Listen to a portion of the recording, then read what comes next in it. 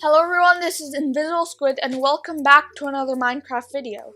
Today I'm showing you how to build an efficient wool farm in Minecraft.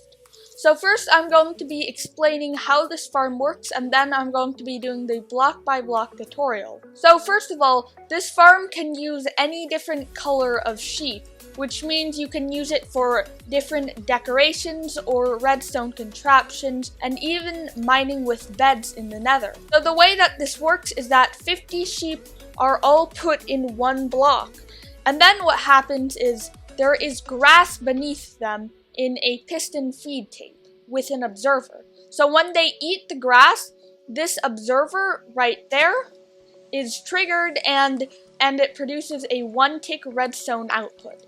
Then this 1-tick redstone output triggers the piston feed tape and moves it one over so that the next sheep has some grass to eat. And at the same time, this dispenser will be shearing the sheep and constantly producing wool that is collected by this hopper minecart below. This farm can produce up to 7,000 wool per hour, and the way that is possible is that with 50 sheep, and all of the sheep on average eating the grass every 50 seconds, that means that on average one sheep is sheared per second, and it's going pretty fast as you can see right now. And assuming that the sheep is getting sheared every second on average, then that means that we are producing 2 wool blocks per second.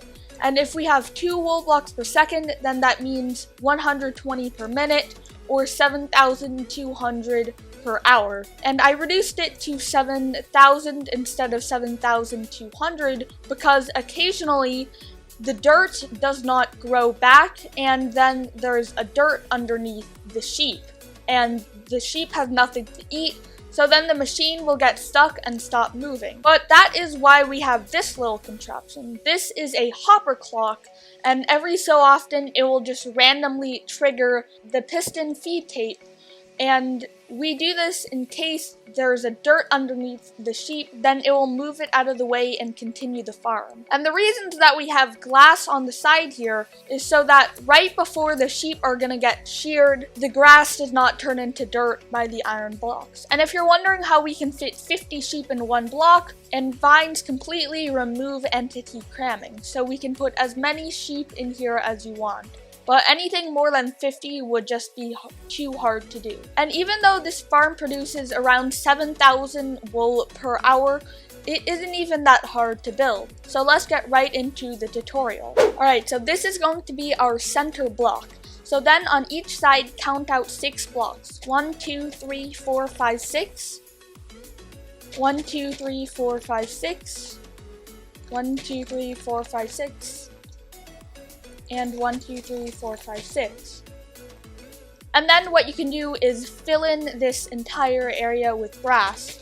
Okay, so this area is now filled in, and then you can go ahead and mark the center block with anything other than grass. So for this example, let's just use a wool block.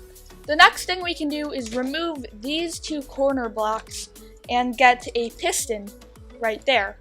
So place a piston facing that direction, and right here, place a piston facing in that direction. Then right here, you can place a piston facing that way, and right here, you can place one facing this way.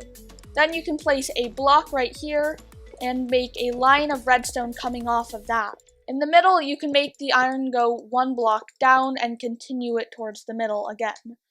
Then you can fill in the rest of this with redstone, and here you can place a redstone repeater on 2 ticks. Next we can place a block here and then continue the line all the way to the other side and fill it with redstone. And then remove this block, make it go down 1, and place a redstone repeater on 2 ticks right there. And then we can just continue this line all the way to the other side. And then we can place redstone on all of this. But right here we can place a redstone repeater on 1 tick facing that way and 1 facing this way. And the block with redstone in between the repeaters should be right below the center wool block. So this is a completed piston feed tape. Now if we give it a 1-tick pulse, you'll see that it will start moving the blocks over. just like that. Then the next thing we can do is start getting the sheep in place. So we can build just like this and place glass on all the rest of the blocks. And then we can get a dispenser,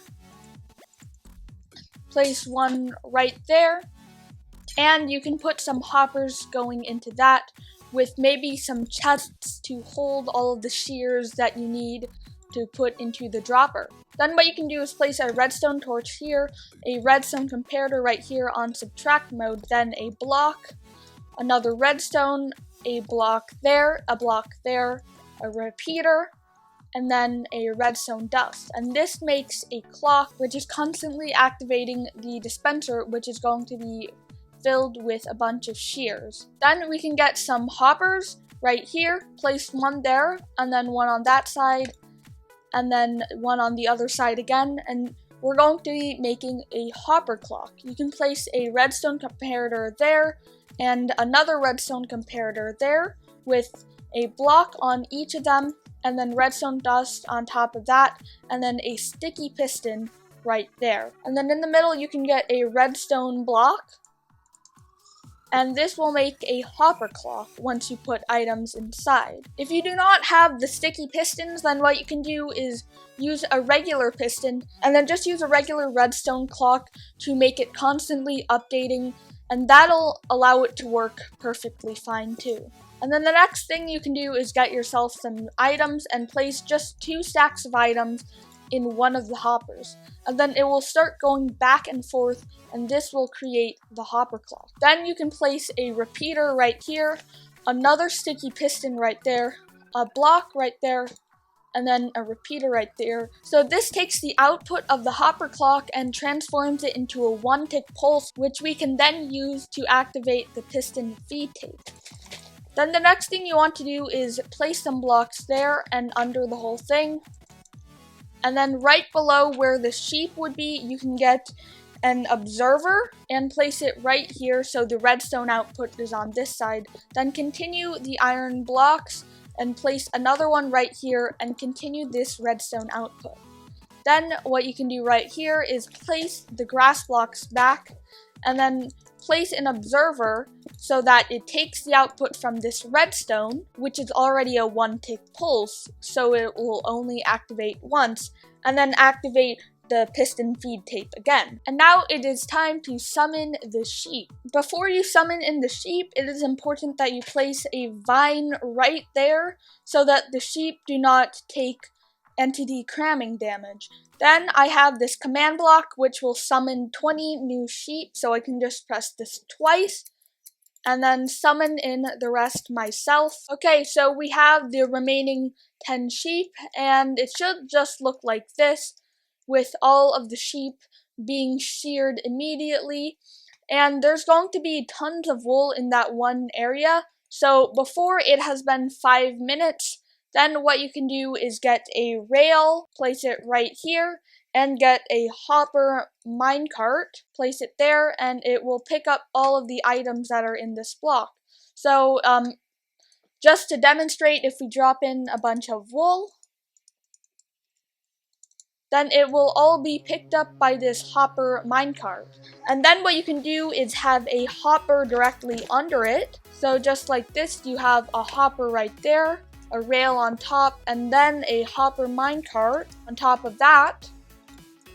And then you have this lead to your storage system. And if you don't want to build an entire storage system, then you can just put a few chests and have it so it will all go into the next chest, just like this, and you can just keep doing that, or you can make your own storage system like I've done in my survival world. So you may notice that with this wool farm, sheep are not being sheared every second, because if they're all coming in at the wrong timings, or you re-log or unload and reload the chunk, then all the sheep will be sheared at the same time. So this farm can produce 7,000 wool per hour with not many resources required. If you don't have a slime farm, then you can just go to a jungle temple and get the sticky pistons manually. And if you don't feel like doing that, then right here you can just use a regular piston with sand on top of it. So that is a tutorial for an efficient wool farm. If you want to see more redstone tutorials and videos, make sure to subscribe with bell notifications on so you are the first notified when new videos come out. And also make sure to leave a like if you enjoyed it, and make sure to leave a comment if you have any suggestions or video ideas or redstone contraptions that you would like me to make a tutorial for. But I hope you enjoyed this video, and I'll see you in the next one.